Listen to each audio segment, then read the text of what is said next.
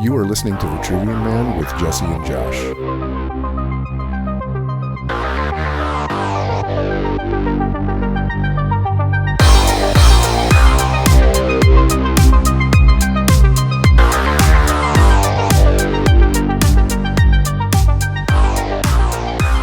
Welcome to episode 1 of Vitruvian Man. I'm here with my co-host Josh. And I'm here with Jesse. All right, man. Here we go. Good to see you. Good to see you too. It's been a long day after a good weekend. You have long days. Yeah. Work all day, go boxing, hit the ring. I don't know how you do it. It's a thing. I'm only a couple years older than you, right? Yeah. But What year were you born? 67. So yeah, 2 years. Okay. Yeah. I remember the days where I could work all day and then go do something else. So I admire you. You worked all day, did a little boxing, and now you're doing our podcast. That's a lot of work. We're going to rock it good out. for you. Yeah. Well, thanks. So Josh and I have been talking for a long time, maybe a couple of years, about doing a podcast, and we bandied about some ideas. And I'm into TV and film and music, and we're both into music. But one day Josh comes to me and he says, "What? What does he say?" Well, let's preface this by saying when we first started hanging out, like again after kind of like not seeing each other for a while, you came up to me and said, "What do you call two white guys?" A podcast, right? And then the immediately followed by, "Do you want to do a podcast?"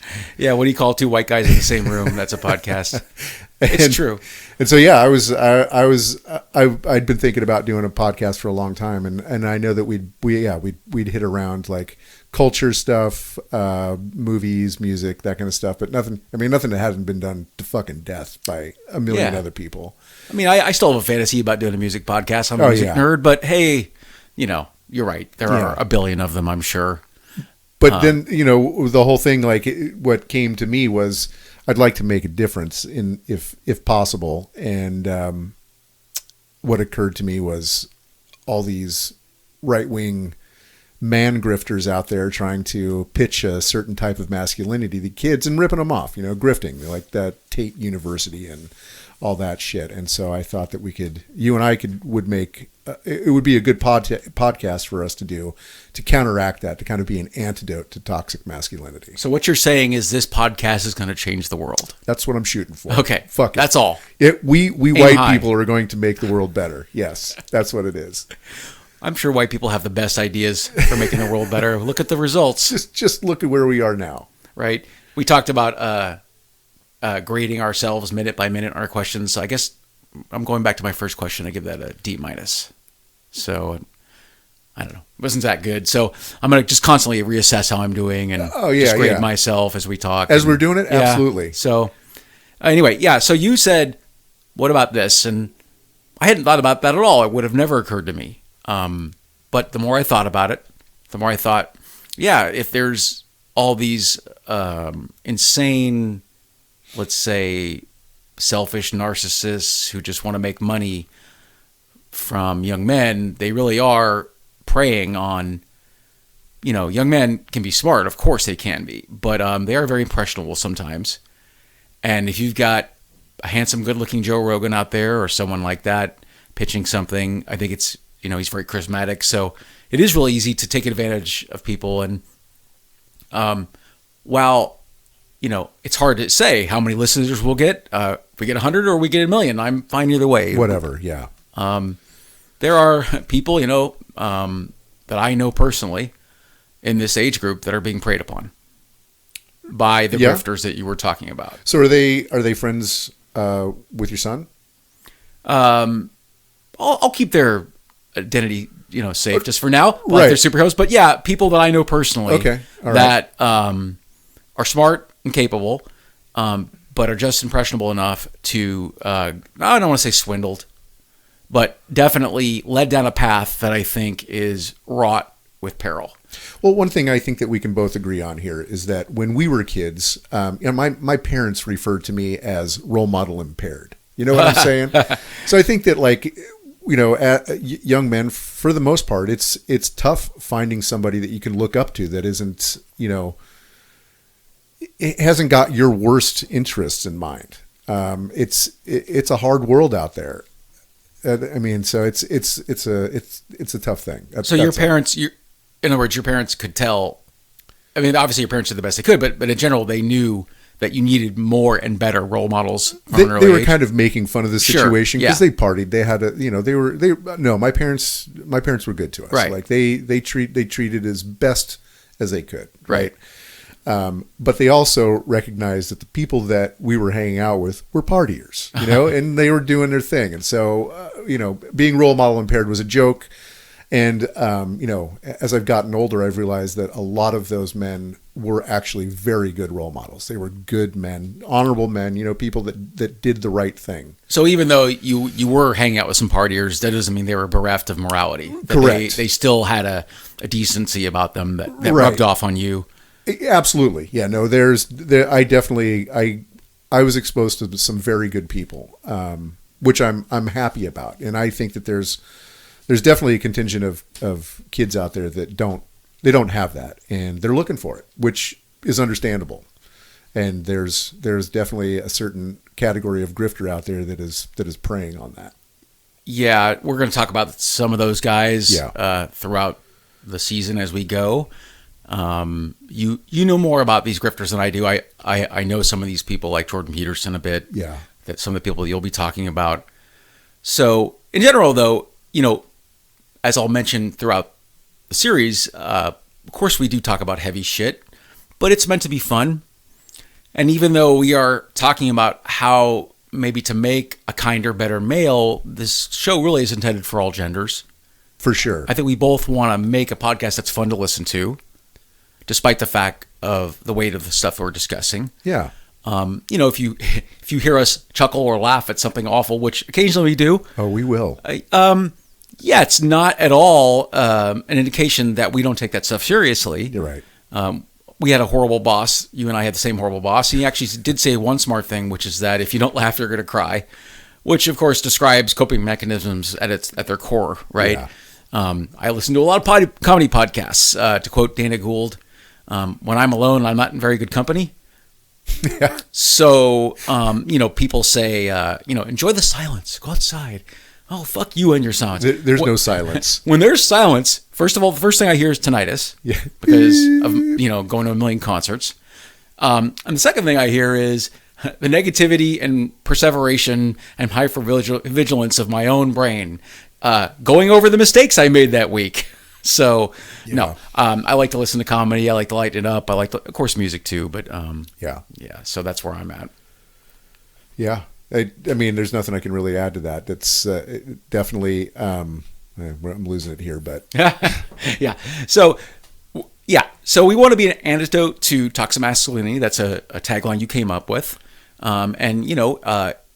Please do recommend the show to your friends of any gender. We actually want to hear what they're thinking, and we will have a hotline set up, of course. We already do a voicemail. People want to call in and leave a message for the show. That's great. They want to write us an email. That's great. And what I've told my friends, when you do listen to a show, and please share it with your friends, because if one of your friends vehemently disagrees and is an extrovert, they can come on the show. And I want to be set straight. If I actually, definitely fact check us. Like I sometimes, we all kind of ramble on, and sometimes we get off subject, and sometimes we get wrong, but we want to correct those mistakes. Absolutely. I was listening to one of the shows we just recorded the other day, and I said homosexual, not gay or queer. And I thought I sounded like a 1965 straight white male professor at Yale or something. But anyway. The homosexual agenda. I assure you, it was not meant to be at all weird or offensive. But, we do go on. We are a couple of divas. We like to talk. We like to laugh, and it's all meant to be spontaneous and meant to be like kind of you're dropped in on a conversation that hopefully is somewhat interesting. So is the male version of a diva a devo? Devo, yeah, we are a devo. We are devo. I love devo. So actually, I just think you coined an amazing phrase. Yeah, exactly. So how should we start here? Do you have some bullets of some of the dickheads that we're going to be talking about over this podcast? Well, I think that we should save like a lot of depth of for individual shows. Like there's definitely people out there I feel like deserve an hour of insults. And and then there's people like Rogan, where I think that I think that he started out kind of with good intentions, and I think that his show began as a fairly substantive thing, and his his whole bit about like not I don't know anything, I'm an idiot, I'm a comedian, what the hell do I know, has been lost since he got the money. He started taking himself seriously, and there's not enough people around him to tell him to shut the hell up. You reminded me that he was I knew he was a comedian, but you reminded me he was on news radio, dude, a million years ago with Phil Hartman. He was like a conspiracy theorist on there. Do you remember his whole shtick? It was. I so didn't remember. I remember him being funny. Yeah. I didn't remember that he was a conspiracy theorist. And God, is that bizarre? It's so funny. And I don't know. I joked that maybe he's writing his own material. Yeah. Now he's okay. How much do you want to get into Joe Rogan? Do you want to save that for another time? No, let's start. Let's go for it. What do you got? So is Joe Rogan an anti-vaxxer? Yeah, I can't say if he's still an anti-vaxxer, but he was an ivermectin bro. Which means an alternative to the COVID vaccine? Exactly. You take the horse fucking dewormer, and that apparently was supposed to help. He's responsible for fucking people dying because of that shit. Oh, is that right? Oh, yeah. I mean, he pumped that shit out. People died from it. Was there an early time before a vaccine where maybe it would have helped some people or no? Like, in other words, was it complete bullshit, or was there any science, like lucky science to it? Like, did it help anybody at all? Bullshit. Okay. Complete bullshit. Was he selling ivermectin or just recommending it? He was talking about his regimen, which included ivermectin. So let's slow this down here. He's kind of greasy, right? There's a lot of things that you can't pin him down on. And so I'm not sure if he was like selling it or if he was promoting it, but he was promoting the idea of it. And I think that he went on with people like, fucking Brett Weinstein. I don't think I know who that is. Oh, we'll get into that motherfucker down the road. Well, I don't know about you, but for me, I always seek medical advice from comedians. That is definitely the best way to go about it. I want to learn about physics from my mechanic. I want to learn about... Only if he's a German mechanic. Yeah, exactly. I want to learn about brain surgery from the guy that paints my house. And I definitely want to get medical advice from a comedian. Yeah. Because what could possibly go wrong? What could go wrong?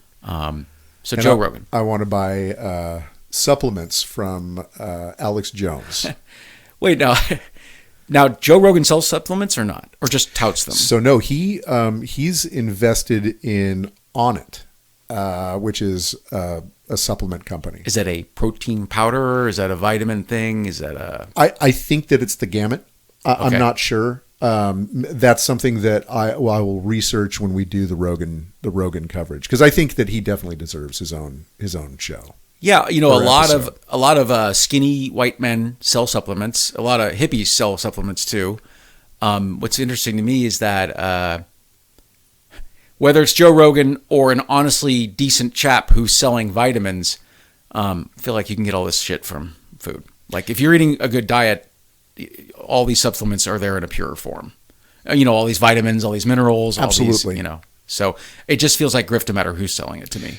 I think that there are certain supplements that may have a good impact. Right. I mean, when I hurt my elbow, my boxing coach he's like, you should take these supplements. I'm like, all right, I'll fucking try it out. But you said it worked. And it seems to, I mean, it seems to be working with inflammation and stuff like that. But, I'm fully willing to be wrong and for it to be the placebo effect? Yes. That's, again, not wrong. So if it's working, it's right. Right, I'm fine with that. Yeah, actually, the placebo effect, which group of people it works most effectively on is doctors. When they do tests on the placebo effect, doctors know it's a real thing. They know it works, and they're actually one of the most effective kind of, let's say, testees of placebo effect because they do buy into it and understand that it's a real thing. So what's the percentage? Like I always hear that, and I've heard like varying degrees, and I know that there's a lot of people out there pushing the placebo effect as its own thing. It's not a placebo effect, or it's not. It's like it's a real thing. The mind-body connection. I mean, people love to talk about that and give you a bunch of bullshit behind it, but obviously, prayer works, right? Because, it doesn't really work at all, but if it makes you feel better and it makes the people around you feel better, and then it's positivity and Right. Certainly that is effective. It's at least helping your body fight, if you believe in it. So. Right. And like we were talking about, the best diet, and not by going on a diet, but the best diet, best thing that you can eat for yourself is what you believe to be good. And that was the Denmark study, right? And right. It's like, if you believe that 3 hamburgers a day is going to be the best you, then it is. It's true. We mentioned a few weeks ago that no one likes to talk about nutrition more than rich white people. Oh my God. Boy, do they go on and on about nutrition. There's a podcast I love. I love the host and the person that he was interviewing. She's great too. But they talked about vegan diet for about 15 minutes. So I said to the wife, it's a great interview. Fast forward past the vegan bullshit, and then it gets really great. This isn't a knock on vegans or eating responsibly. Just I don't want to talk about your nutrition and your gut and your bowel movements and all that stuff. It's not interesting to me. So and people will talk. I'll tell you right now. This is a little astray. An aside. If you go to a dinner with, let's say, more than 3 people, the odds of someone bringing up a disgusting bodily fluid are about 100%. At a dinner in an hour or two, now this is really, really awful. But I have this kind of joke in my head that the next time someone mentions vomit or shit at a dinner, I'm going to start mentioning my ejaculations. Because, of course, that's revolting. Why would any normal person do that? Well, I got news for you. Your bodily fluids are gross too. So they're all gross. Fluids, they're all stupid and mundane and boring. God, can we just talk about something else at dinner? Anyway, sorry about doing that. Okay, so we did a little bit of Joe Rogan. Did you want to cover some other guys in this manosphere? I mean, I feel like Jordan Peterson is one of the worst. Like him starting out with the whole trans thing in Canada and losing his fucking mind about it. That was kind of. You said he was a Jungian psychologist or Jungian professor. Psychologist. He was practicing. He's either getting his license taken away, or he's been sanctioned by the Canadian psychologist. Oh, for his later actions, in other words, for stuff that he's been doing. But he was a professor of psychology. So unlike some of these lunkheads, he's bright, he's smart, or at least he's educated. How about that? Yeah, you can be dumb and educated. He's a dumbass, but he's educated. So you said that he was early on made a name for himself by being anti-trans. So did he just figure out this is a way to make money, or is he just a dick? I think that once that kind of put him on the map, he realized that was his shtick. That was that was the position he was going to take. That was his niche. And then that's when he came out with 12 rules for whatever, I don't know. Whatever. 12 rules for being a man, or like no, just like 12 rules for life, some shit like that. Was it make your bed? Is that what you're saying? Yeah, no, dude. Yeah, I mean, none of it's insightful. There's people starving, but definitely make your bed when you get up. Yeah. No, I think about like the stuff that he says is just so fucking mundane. It's like he's like your grumpy uncle. Okay, he reminds me of like if your dad died and your grumpy ass uncle started coming around and telling you what to do. That's what fucking Peterson reminds me of. So a pale comparison of a decent role model. Right. And I mean, and then since then he's totally taken over the right wing kind of idea of things. He's anti-trans. He's anti everything. Like he is the opposite of a progressive. He's like, and he's not really like, I don't know. I define conservative as somebody who actually holds the conservative ideals, and I don't think that he does.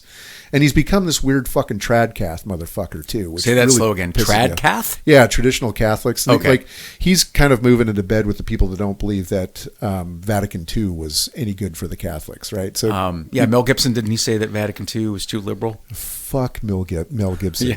His old man, Mel Gibson's old man, ran a church in Australia that refused to acknowledge the Pope. Right. I mean, that was they were so conservative, right, that they said we don't even acknowledge this Pope exists. Right, because basically they say that the popedom ended essentially it's been usurped.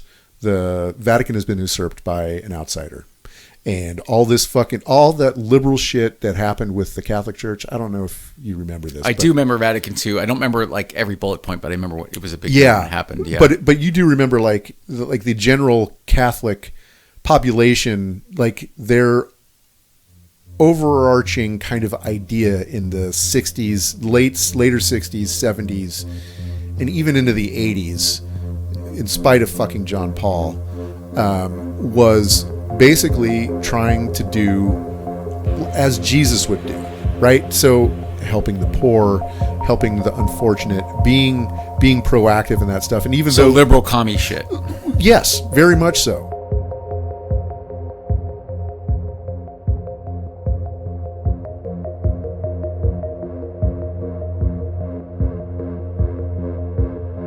And you can look at it, you can see it in the design of the church at that time. If you look at like the Catholic churches that were built at that time, they weren't those imposing structures that were supposed to, you'd go in and you'd feel awe when you went into these churches, but you also felt like, that's God, I'm here. But then they started building these kind of homier churches in the 70s and 80s. Isn't that how the whole Catholic Protestant thing got heated up too?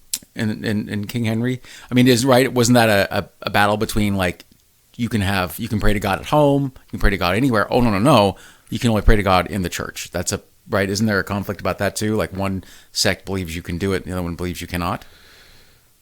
Oh boy, I opened. Yeah, we're going down. That's okay. The religion, the wormhole here, because like I'll edit that out. Don't worry about it. Right. Okay. Yeah.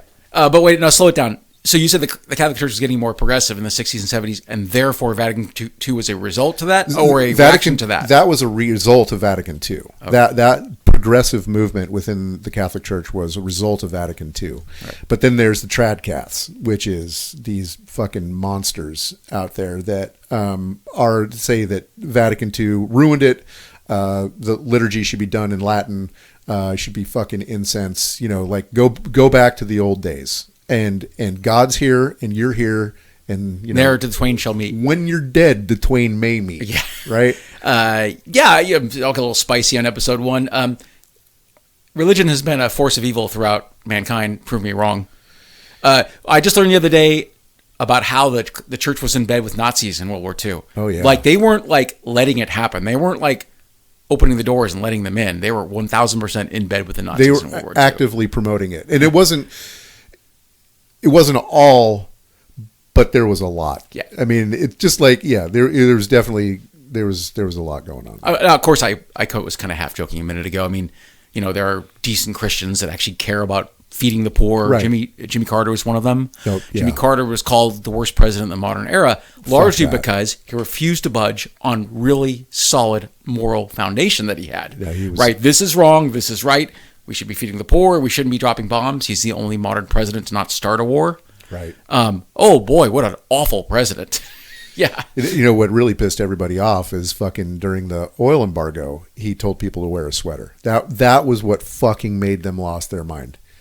Oh my God. Yeah.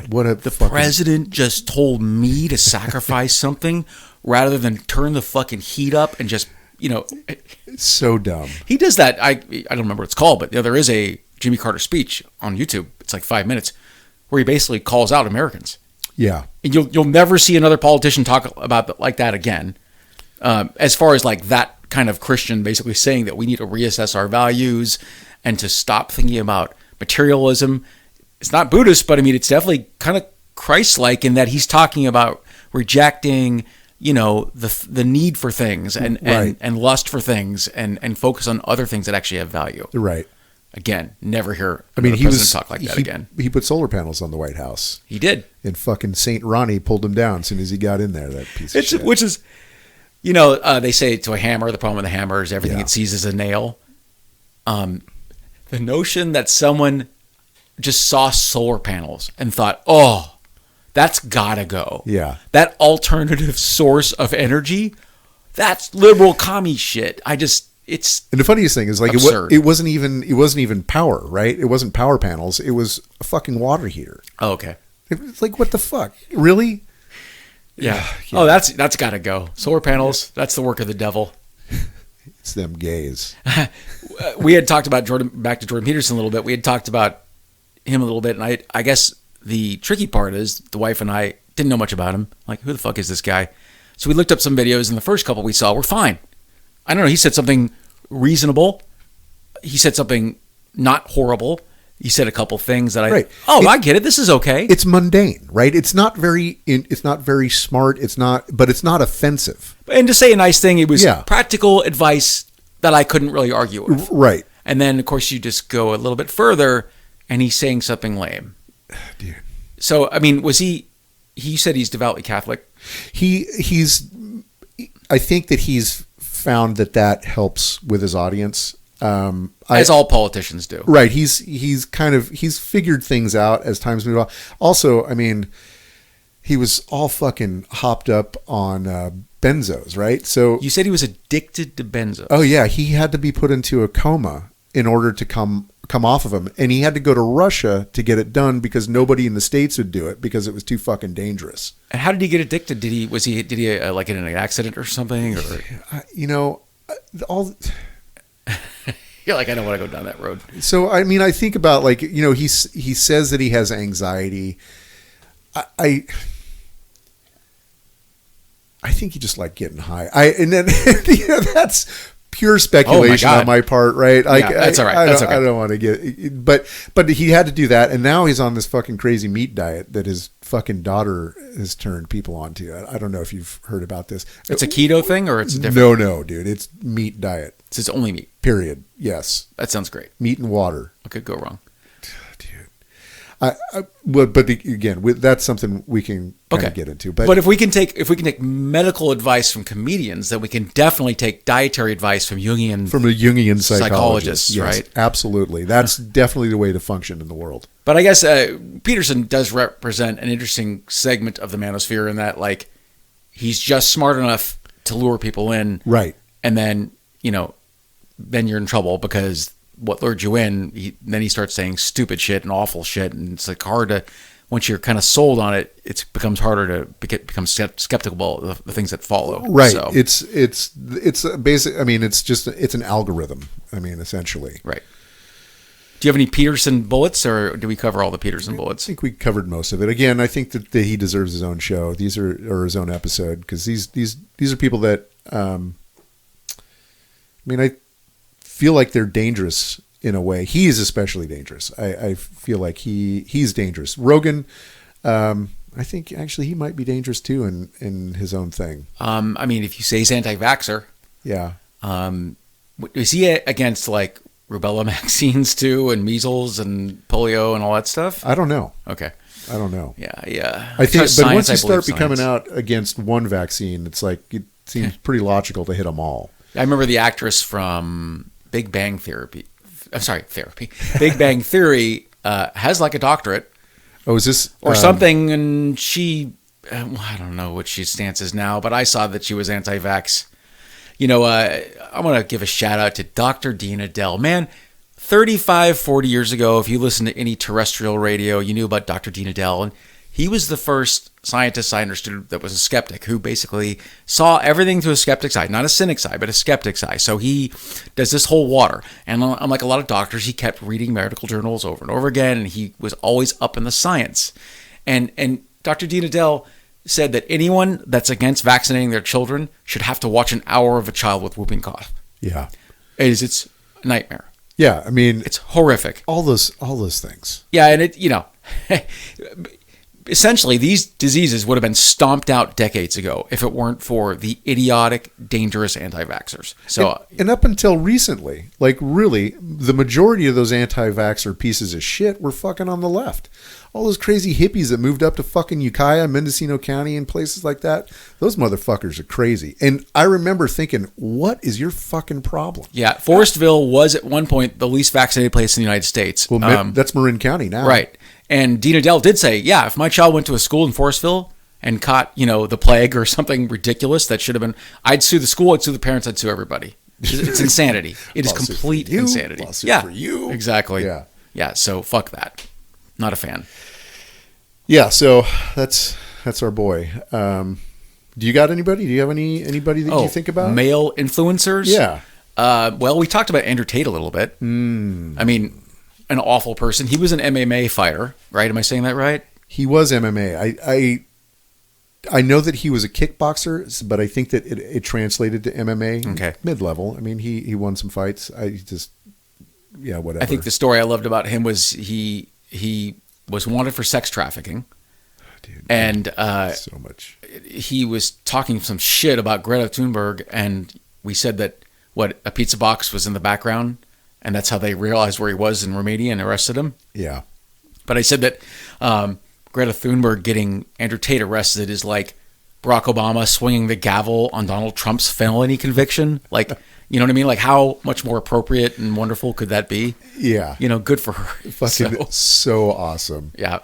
Yeah, he's definitely like a real problem. That guy's fucking dangerous. And he is pure grift. He doesn't give a fuck about these kids. He doesn't give a fuck about any of that shit. And the amount of crap that he talks, man, what a piece of crap. Yuck.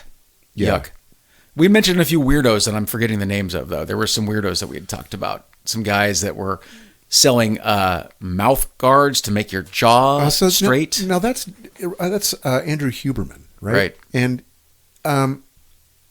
he's more disappointing than anything else because he should fucking know better. Why should he know better? Because he's a professor of neurology. I fact checked. Yeah, that's right. One, yeah. right. I'm not sure, but I think it's Harvard. Right. I think, or no, it's Stanford. Okay. He's at Stanford. So no joke, Stanford, one of the leading medical colleges of the world. Real thing. Yeah. And he's in charge of his own lab at Stanford. And he has this podcast also called The Huberman Lab. On the Huberman Lab podcast, he advertises supplements and this fucking silicone bite thing. Like okay, so do you sleep with that thing? He needs what? He needs a kick in the dick, dude. That fucking guy. So you sleep all night with that jaw corrector, or what do you do with it? You're supposed to fucking chomp on this thing because it builds up. It makes your jaw more square, which apparently makes you more. I can't even fucking say what he thinks that it does. I just remember this popping up on my fucking algorithm on Instagram for some reason. So it's like silicone. It's like $40, $50. Yeah, something like that. Yeah. And if you want to be an alpha male, you got to have a square jaw. You got to have a square jaw. But he pitches it as it's more than just a square jaw. Jaw strength is an indicator of another kind of a health benefit, right? If you need to bite an adversary's arm off, you need a square jaw for that. In the man bite dog world, right? Right. Now, real quick here, I did say alpha male. Let's talk about alpha male just for a second here. Okay. I know a little bit. You know some too. Tell us who coined the term. I don't remember his name, but I don't tell remember us his name. Okay, it doesn't matter. It was a person studying wolf packs. Right. Obviously a biologist or someone with credibility, and he was observing their behavior. And from what I've read, retracted the term completely. So he observed, he coined the term alpha male, and then realized, oh, this wasn't an alpha male. This was more herd behavior that I was not familiar with. I've made a mistake. I've made a mistake. And he said, and not only that, I like what he said. He said, an alpha male, if there is such a thing as an alpha male in a herd, like let's say there's a gorilla that's like kind of the leader of that one tribe, it's not about destroying someone's face or hurting someone or murdering. It's not about violence and holding violence as the key to power. It's about leadership and kindness and empathy.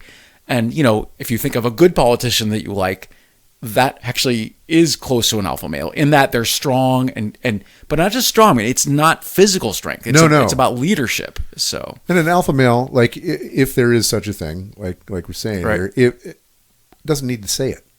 Right. Definitely does not need. Oh, we talked about that idiot. Hopefully, I haven't repeating myself. That idiot GOP guy who's literally his Twitter handle is alpha male, and he just posts. I'm an alpha male, so I go to a football game. He says one day, alpha males, they go to Hooters and they eat wings with their buddies and drink beer. Beta cucks, they eat salads with their girlfriends.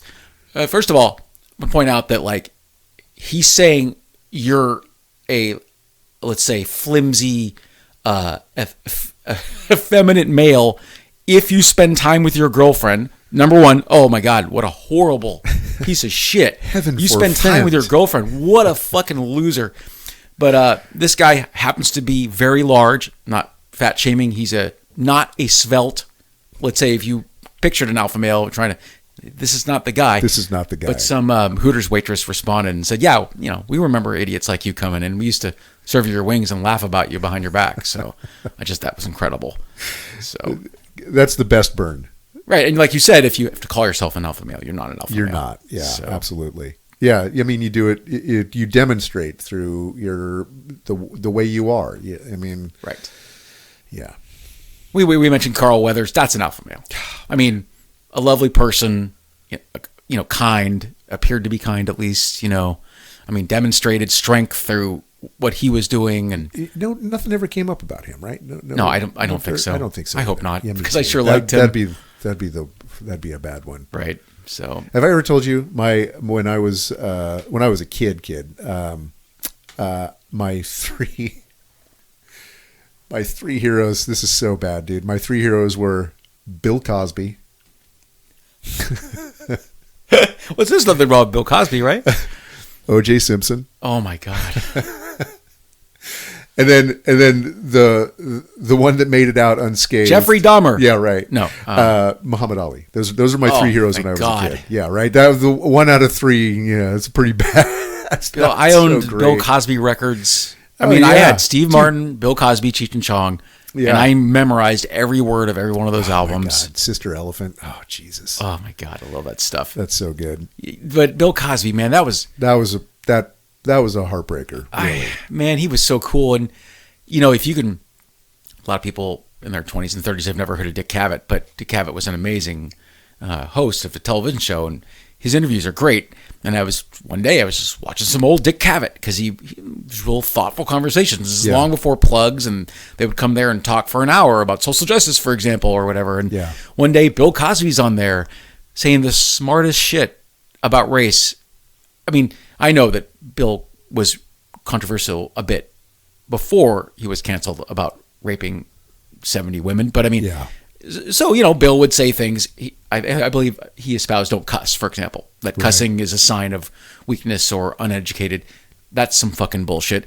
Because some of the smartest people I know, they love to cuss. Yeah. So I don't believe that bullshit. But anyway, I see Bill Cosby talking about race and social justice on Dick Cavett, and I forgot. I mean, of course he was funny. He was hilarious. I forgot he was an interesting thinker. And it's so bizarre to try to separate the person we know that raped dozens of women. Yeah. And that guy who wow, I sure revered back when I was a kid as well. Oh, man. I mean, did you ever watch I Spy? Yeah. What a fucking show. And there you go. Bill Cosby was the reason why black stunt performers and stunt doubles got hired. He went on I Spy, and they're all white. Swear to God, white stunt performers would wear blackface when they did stunts for someone like Bill Cosby. No shit. Not even joking. And Bill Cosby, he insisted on them hiring black stunt performers. Again, I guess one time in his life was a mensch, or at least resembling something like that. Yeah. So, yeah, it's awful. But okay, real quick, Muhammad Ali. I was never into boxing, didn't know anything about boxing, but boy, did I love Muhammad Ali. Muhammad Ali, what a fucking guy! Oh my God, incredible! I mean, the things he said about Vietnam War. Oh yeah. No one's ever called me an N-word from Vietnam. Why would I want to go fight these people? Yeah. I'm going to go murder these people. What have they done to me? Nothing. And I remember he goes on a let's say Meet the Press or something like that, and they actually got a gotcha question almost immediately. They said, Muhammad Ali, you're protesting against the Vietnam War. You're not serving, and you've adopted Muslim religion. But reports say that you are not. What the things you're doing in public, or the things at least you're doing in private, are not in keeping with Muslim ideology. What do you say about that? And Muhammad Ali doesn't even blink. He just goes, I thought this was supposed to be a classy show. Just knocks him down a peg. Anyway, so everyone should go out and see When We Were Kings, which is the Muhammad Ali documentary. Have you seen When We Were Kings? Is that the one where he's boxing George Foreman in Africa? Yeah, that was a good Incredible, show. That was good. Unbelievable. Yeah. Before I saw that, I always thought that Bruce Lee was the coolest man that ever lived. Yeah. And then I saw that. No. I mean, Bruce Lee's great, but Muhammad Ali is the coolest person that ever lived. He was such a good guy. And he gave so much back. O.J. Simpson never gave anything back to his community. That was a knock on Chicago. Michael Jordan.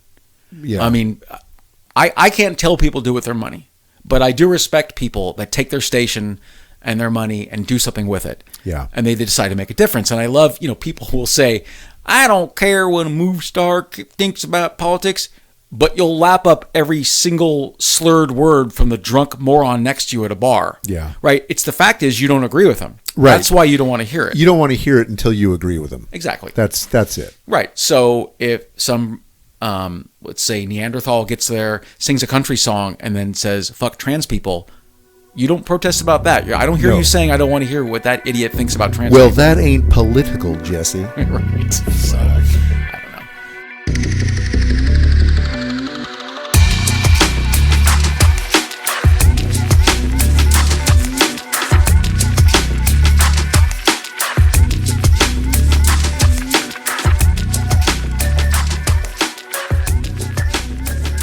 Just, do something with your station. If you can, Yeah. take your money and your influence. There's a guy, my wife showed me a video, he's a Bollywood star, and he is responsible for people rebuilding the water tables in India. He's giving huge cash prizes to communities to rebuild the water table so they can not just have healthy, robust crops, but where they can do 2 or 3 per year instead of just 1. Yeah. And that guy, he could just sit on his billions or millions or whatever he has and Yeah. not do nothing, but he's choosing to try to help global warming. Doing the right thing. I respect it. Yeah. So, Anybody else? Have you got any other other men in the manosphere? in the manosphere? Oh that boy, you you actually know more about this out? than some that I do, because you've actually read some of these books and stuff. Who have we missed? We talked about some other guys. Well, I think another guy that's kind of drifted from attention is Gavin McInnes, the Proud Boy, fucking weirdo.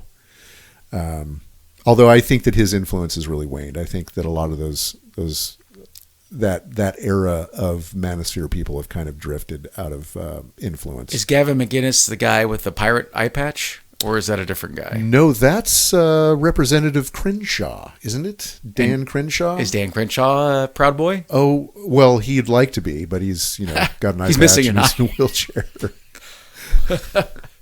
Well, I mean, if it's the master race, you can't be missing an eye and be in a wheelchair, I guess. Well, or- I mean, you can't go start street fights in a wheelchair. oh boy, But I mean, he did his time. He served, so whatever. He got this injured. time for what? He got injured in the military. Okay. So they're that. Do you remember when the right wing used to love the military? Well, they still do. Well, I mean, in a they used to weird way. deify them. Yeah. And now all of a sudden, as soon as Trump says it, it just gets changed. Imagine. Okay, so who's the guy who ran against Bush? That was Kerry. No, who's the guy? Yeah. Am I saying that right? The first time, Right. Yeah, So Kerry. he was a war hero. Well, at least he served in Vietnam. Yeah, And somehow they attacked his patriotism. Right. He Right. actually served in the military. It wasn't a chicken hawk. He did his time. Imagine if a Democrat 30 years ago had said, well, I don't really respect people that get captured. Personally, I respect the people that don't get captured. This is the bizarre world we live in. Someone posted a meme that they took a Twin Peaks sticker from the TV show and they just placed it on a window. So when you look out, the whole world starts to make sense, right? You look out this window and it says Twin Peaks, and it's just it's like this world isn't just insane. It's reverse. It's like reverse vampire time. Like what's happening right now? It's opposite world. Like I remember, when the Republicans didn't like Russia. Oh yeah, What? think of all the people, right, that got blackballed, blacklisted. Oh my! In the 40s and 50s, whose lives were ruined. Oppenheimer talks about this, how he knew people in the Communist Party. But I mean, think of how hard they worked to destroy people for just trying to form a union. Yeah. Yeah, and now that Trump has given tacit approval to communism, Putin, and dictators, we love Russia. It's the best. And it would be wonderful. Since we're in such an upside-down, topsy-turvy world, it would be great because there's a lot of comedians who do a great Donald Trump impression. It would be wonderful to dress someone up, get the hair going, and have him stand up there and just write down 20 fucking insane things and see how many of those people pick that shit up immediately. If you want to avoid the Martians, you got to start wearing women's clothing to work. Whatever, just something. You know what I mean? It would be great just to come up with the 20 bullets. Somebody's going to do it. It's going to be AI, right? It's going to be some fucking deep fake bullshit that's going to happen. I'm so scared about all that stuff because that stuff is going to fucking that's going to be a problem. Yeah, it's true. The deep fake stuff is scary. Yeah. So it looks amazing, and it's oh boy. It used to be a photograph could be used in evidence, right, in a trial. I'm not sure how that's even possible anymore. I don't think that you can do it. I mean. Everything's a lie now. It's so hard to look at the internet. I'm looking at stuff. I'm like, that's fucking AI. Somebody generated that shit. That ain't fucking real. I got a kitty card for my wife. I was on Etsy, and we used to have this fat, wonderful gray cat. And anyway, I was looking for a card for my wife that was like kitty card. Anyway, so I find one. I didn't know it was in England, but it took 4 weeks to get here. It gets here, and it's clearly AI. It's like, okay. I thought you were paying a photographer for this. It never occurred to me in a million years that I was buying AI. Dude, I can use AI. I'm a designer. I've got access to the Adobe Suite. I can do all that shit. It didn't occur to me I was buying AI created kitty. The eyes are fucked up. Like, it's not even great AI. Yeah. This is like, wow. How do you do this? You can't do that. I did learn something good, though. At least Adobe AI is trolling from their Shutterstock library. So that's one nice thing. If you're using OpenAI, it's scraping from the entire internet. Yeah. And it really is 1,000% stealing. There's a great example of that in True Detective. The last season, they had an AI poster in there, and it ripped off Metallica's logo. It's just super fake and corny looking. And HBO could have paid someone $100. And they would have been thrilled to have their poster up there. Yeah. Just a young and upcoming band or something. Somebody's kid. Yeah, and they're just so lazy that they did an AI poster. If you look it up close, it's completely nonsensical. Like it's. And I think we talked about this. They're using AI for fucking TikTok influencers, and they'll just slap a product in the back or a poster up on the wall, and that's you're talking about AI generated people, right? That are touting stuff, or no, the people are real. Okay, but they'll slap AI shit up in the background, pitching products, or a poster pitching a band. It's a thing. Apparently, it's bizarre. I don't fucking look at TikTok. No, so. But I do think they have AI generated influencers now too. I think that's either in a beta stage or it's already out there. I'm sure it's out there. Like that shit's in the wild. It's happening. It's funny too because it kind of goes hand in hand with how creative people have been devalued since the dawn of time. Yeah. Right. Because we can just create. Anyone with any taste is going to watch an AI written comedy and know it's fucking lame. But that's going to change. It's going to get better. That's going to be where the fucking real problem is. Yeah, and ironically though, when you think of how horribly bland and curated a lot of comedies are, it's like they've been written by AI for the last 30 years. There is that. Because it's awful and it's pointless horrible, and not funny. There's and that's no comedy. The only reason people are laughing is because there's a fucking laugh track. I remember Louis C.K. once. Louis C.K. would do like just a little, in an hour, you'd hear 4 seconds of righteous indignation. And I remember he's on an interview and he mentioned that Seinfeld's show had a laugh track. I don't know if they had a light audience sometimes, didn't other times, but he was so upset. He was just so looking down on Seinfeld for using. And then I remember there was another time where he looked down on, he made fun of parents that let their kids watch TV. And it was I don't mean 4 hours of television. You're just a piece of shit parent if you let your child watch TV at all. And it's Louis. So now that you've jerked off in front of women without their consent, how's all that righteous indignation going for you? He did ask for consent, Jesse. Yeah, as he was whipping it out, he asked for, "Hey guys, mind if I wait? You're already doing it." I don't know. He's got problems, but I look back at all the couple times where just a little glint of superiority, and it's So now you're down here with the rest of the people. So did you ever see him? He's back out. He's doing comedy. He's back out. Yeah. But did you ever see the thing? He was working for Saturday Night Live. A writer or as a writer. Yeah. And I think it was Jimmy Fallon, whom I will say sucks. He's not funny. Not a fan. He's a dumbass. The whole thing. But he's beta cuck Adam Sandler. He's. Yeah, anyway, his whole shtick is lame. But Louis C.K. thought the same thing, essentially, when he was watching him try out. He's like, this is fucking stupid. But Oh, you mean basically, he didn't like Jimmy Fallon's he did not bit? like Jimmy Fallon's Okay. bit, and he tried to sink him from getting onto Saturday Night Live. He really did? He tried to sink him. And So it was the one right thing that Louis C.K. The- did with his career is make sure that Fallon wouldn't get on there. he was trying to, We're gonna piss some people off, whatever. but I don't give a shit. Yeah, but that's the okay. So we, Wait, just read off the phone so number? actually, I was real quick here. We talked about like thing growing up who our idols were, and I loved Robin Williams because I loved Oh, Mork and yeah. Mindy and that shit. But Robin Williams, and I guess to a certain extent too, Richard Pryor, those guys had a lot of energy, and man, they just brought a certain like power to what they were doing. Yeah. But Robin Williams was the genesis of energy equals funny.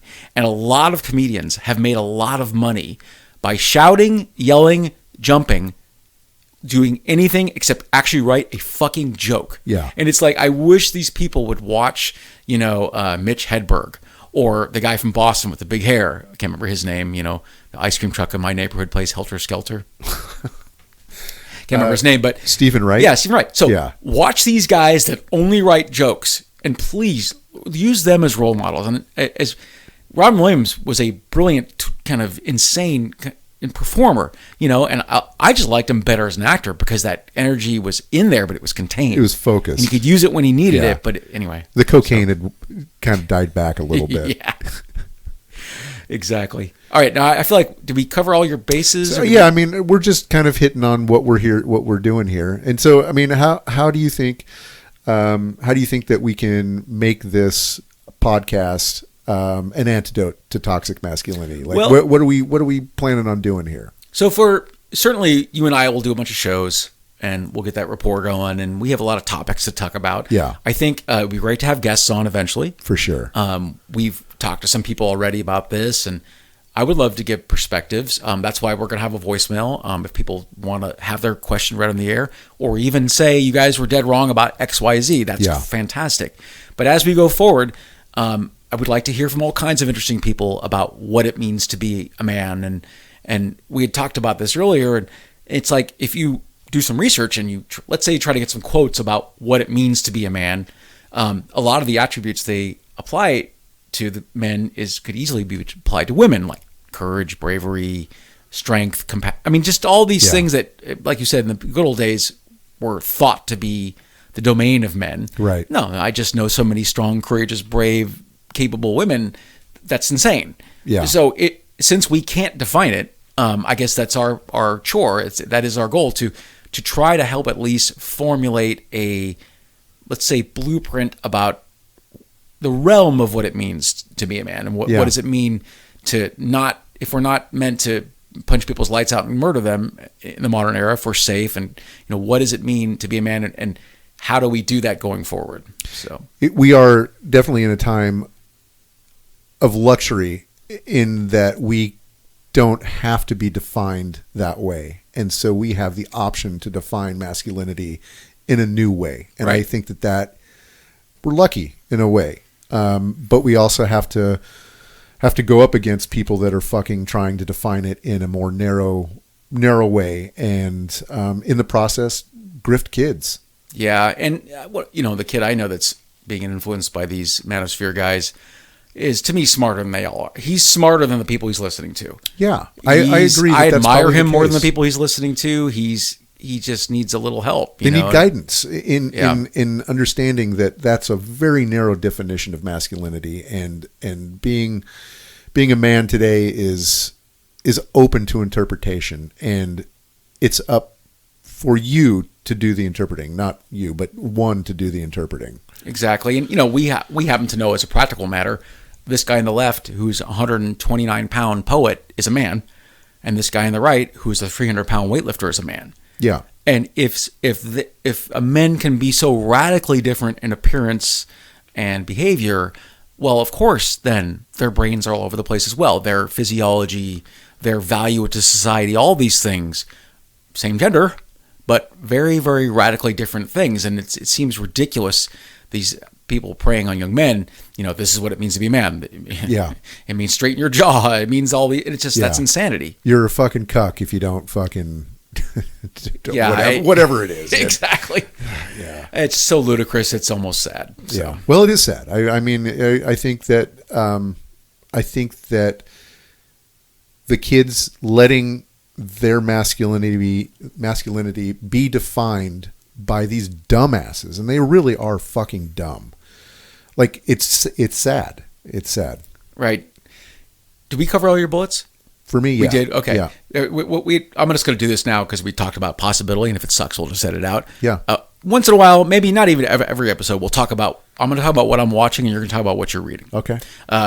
You're a reader. You're a good reader, a voracious reader.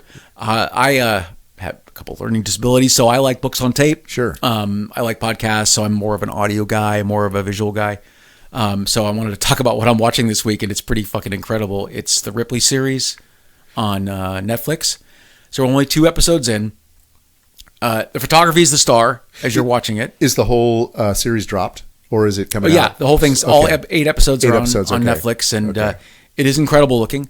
I forget the lead actor's name, but he plays Moriarty in the newer Sherlock series. You've seen this guy a lot. He's a fantastic actor. But it has some really excellent acting, and photography is spectacular. You can't believe it. Like, of course, Nolan's known for his photography in Oppenheimer. No offense to Christopher Nolan, this is 10 times more beautiful. It's every shot just a masterpiece. You could take any one of these shots, make a print, put it in your wall, and be proud of it. So nice. And of course, it's interesting. It's the Ripley series. So it's this guy is a con man. We were talking about grifters. This guy is a grifter. So only 2 episodes in, I'm really, really excited about that show. So I want to recommend it. Okay. What are you reading right now? I'm looking forward to that. Yeah. So I'm finishing Gerald's Game, Stephen King. Tell the folks what's going on with you. You have a little thing with Stephen King, right? So yeah, I decided I read I can't remember, it's the date book, the one about Kennedy's assassination. I read it like a couple of years ago, and I'm like, you know what? He's a really good fucking writer. I'd read a bunch of his stuff. I'd read probably everything through the late 80s, right? And then kind of got out. So you'd of read it. Dead Zone and I'd read Stand. all the Bachman books. Yeah. I'd read not all of them, almost all of them. I hadn't read the school shooter one. But so I decided after reading that Kennedy one that I was going to read all of Stephen King's from beginning to end. Wow! And there are 87 books. There's 87 now. I'm sure there's going to be fucking another 2 coming out this year. I'm never going to catch up. But I'm 34 in. Gerald's Game is 34. And so when I come to a series, I'll read the whole series, no matter when it was written. But I'm reading them mostly in order. Wow. And Gerald's Game. So I've never, like, at one point, I won't get into what happened because if people are reading it or want to read it. But at some point, I'm like, God damn it, Steve. What messed the up. Fuck. Yeah, you're like, Jesus fucking Christ. And you know it's coming. You like, at some point, you're like, oh, that's the only way she's getting out. There's a funny Aubrey Plaza meme where she says, "That's gross." I love it. So that's kind of describes horror films. That's really gross. I love it. Show me more. Yeah, so. But yeah, I'm almost done with that. I think I need to. I'll have to read something. I need a palate cleanser between Steve's. Oh, it's a bit. You can't just power through the next book. I have been Yeah. but it kind of like when I read all of the Dark Tower series, which is like, I have it on a Kindle, Right. so it gives you the hours. It was like 76 hours. Damn. It was a lot, so I needed a palate cleanser in between. That's a good one. That's a good series. Yeah. The film apparently sucks. I don't know how they would do it. I have no idea how they would do that.